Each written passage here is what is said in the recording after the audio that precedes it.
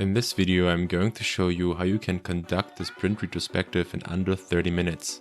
Although a sprint retrospective often lasts between 60 to 90 minutes for a 2-week sprint, there might be a couple of reasons why to reduce the length to 30 minutes or less for a 2 weeks sprint. Reasons could be high pressure project with tight due dates. Your team might be in the closing phase in the project, and every minute is valuable for them to actually work on the project itself. The team wants shorter meetings in general. This goes hand in hand with the previous point. Maybe the team is already pretty mature, or you want to reduce meetings in general because your team has too many of them. Your setting within your company is more conservative. Sometimes conservative companies want to include agile methods into the schedule in order to benefit from them. But realizing these agile methods is not always that easy, nor appreciated. In a more conservative waterfall area, you might have a combination between agile methods and more conservative perspectives. Only part-time Scrum Master or team members are available in your team.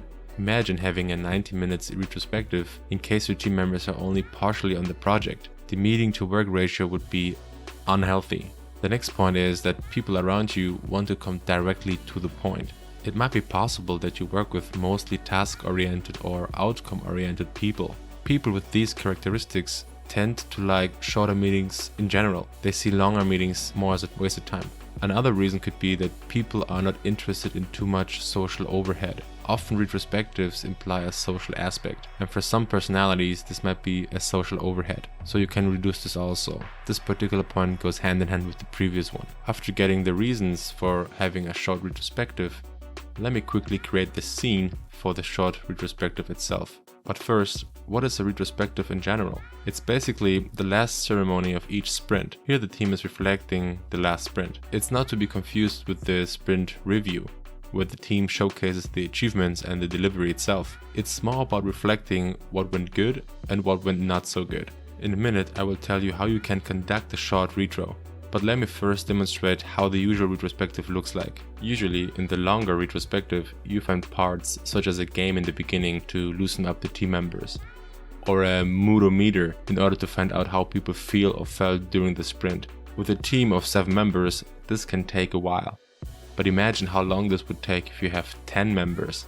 I know, in the original sense of Scrum, the team shouldn't be that large, but it's reality that we find teams with 10 members or more. In addition to the moodometer, team members get asked on what they found good and what they found bad in the sprint. For this question, the starfish method is often used. Starfish because a starfish has 5 areas for start, stop, less, keep, and more. Here every member writes down what they should start doing, stop doing less, doing more, or keep doing. Also here, imagine giving the members a couple of minutes time to brainstorm first and then letting them all presenting their points. For a team larger than 7 persons, this can get really time consuming. After presenting these items, a couple of them might be open for discussion.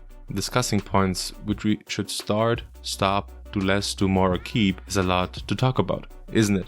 What if we could focus on the desired outcome of a sprint retrospective directly? That's how we can conduct a retrospective in under 30 minutes. Instead of using the time in the retrospective for brainstorming, let the whole team pre-submit topics or ideas for any room of improvement, including a suggestion for solving the issue before the meeting starts, so we can get into the retrospective with topics already defined.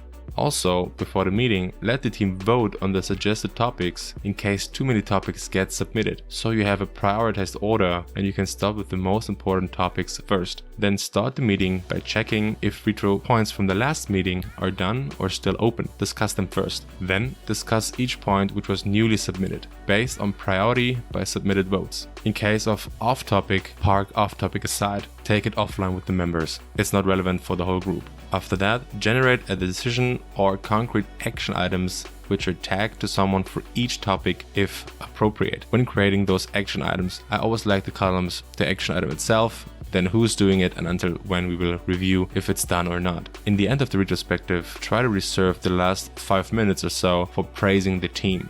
Creating motivation, providing positive feedback. It's always key to let people leave the meeting with a smile. What do you think about the retrospective in general? Do you see it as a waste of time, or do you think it's appropriate in that length? Let me know in the comment section below what your opinion is here. If you like this video, please click the like button and don't forget to subscribe if you don't want to miss out more of this content. Thanks for watching and take care.